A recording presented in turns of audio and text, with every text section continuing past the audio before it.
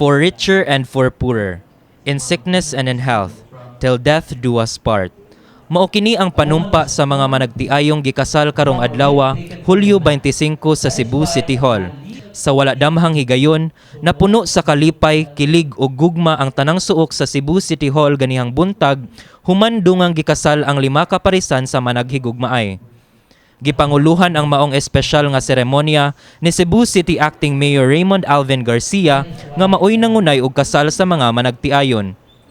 Gisugdan ni Garcia ang maong seremonya sa pagpaambit sa iyang dakong leksyon gikan sa iyang kasinatian sa kaminyoon. Really is the joint effort of the husband and wife to make everything work. Gisundan dayon kini sa pagbinayloay sa panumpa ug singsing sa mga managtiayon. Human niini, mao ang tradisyonal nga paghatag sa groom sa ilang mga aras ngadto sa ilang pangasaw-unon.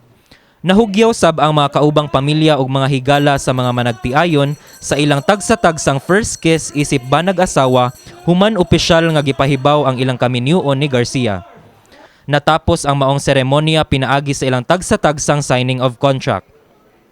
Sagol nga kakulba og kasadya ang gibati sa bag-ong kasal nga si Ivan Torres ug Joanna Claire Torres human sa seremonya.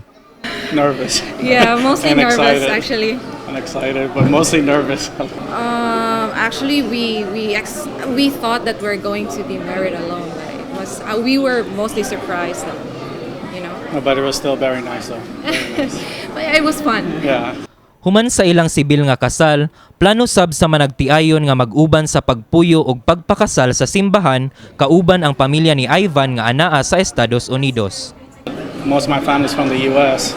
We needed time to do this first, but next year definitely we're gonna have. Yeah, we're bigger planning celebration. another celebration with Yeah. his family, hopefully.